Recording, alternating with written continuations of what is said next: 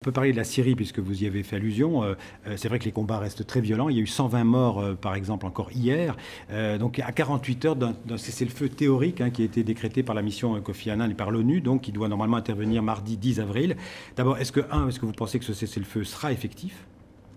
Difficile à dire. Moi, je fais de moins en moins confiance au régime de Bachar el-Assad. Je voudrais être très clair sur ce dossier. Ouais. Je crois que nous faisons depuis quelque temps tout ce qui est possible pour aller vers une solution de dialogue et une solution finalement de négociation. Alors on a pu se dire, une réunion à Tunis des amis du peuple syrien, c'est une grand-messe, beaucoup de pays présents. On se réunit de nouveau à Istanbul, les progrès sont là.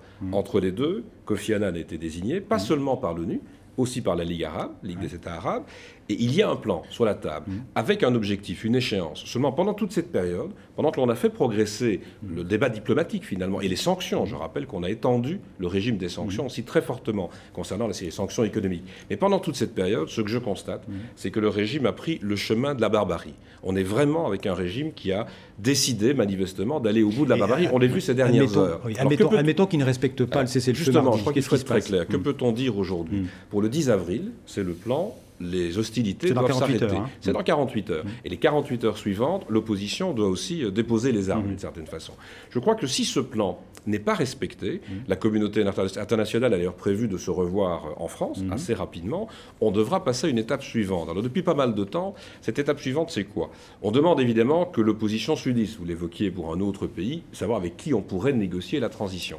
Mais il faudra avoir une intervention humanitaire directe sur le terrain. On a beaucoup parlé de corridors humanitaires. C'est une idée d'ailleurs de la Belgique, qui était reprise par la Belgique. Tout à fait, on l'a repris à plusieurs reprises. Alain Juppé l'avait évoqué fin de l'année dernière également. Il faut quand même regarder l'évolution du dossier. Mais ça nécessite une présence armée, une présence militaire. Et ce qu'on doit faire aujourd'hui, c'est peut-être prendre au mot le régime, mais je le répète, je n'ai pas beaucoup de confiance en la capacité du président. Présence militaire, ça veut dire une présence militaire, alors du côté turc ou du côté syrien ? La présence militaire, les Turcs, j'en reviens, sont très inquiets, puisque les réfugiés arrivent en masse. On va bientôt être à 25 000.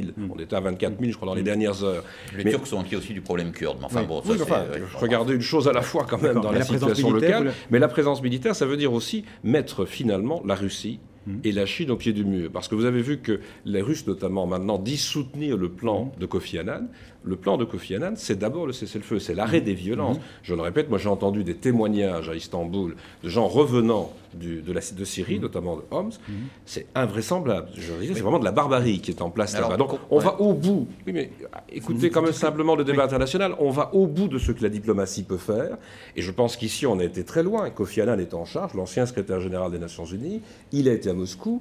Il a été sur le terrain, il a fait une proposition, tout le monde dit soutenir cette proposition. Je crois seulement que si son plan n'est pas respecté, alors il faudra adopter une autre attitude à l'égard d'un régime barbare. Mais justement, le 10 avril, qu'est-ce qui va se passer concrètement ? Donc si on vous comprend bien, vous allez mettre la Russie et la Chine au pied du mur. Très bien, ça peut prendre un peu de temps. Non, mais je sais que dans le débat politique interne français, vous aimeriez aussi savoir ce qui va se passer entre les deux tours ou après le deuxième tour. Non, ça c'est encore... Le 10 avril, le 10 avril, il y a une date, il y a une échéance.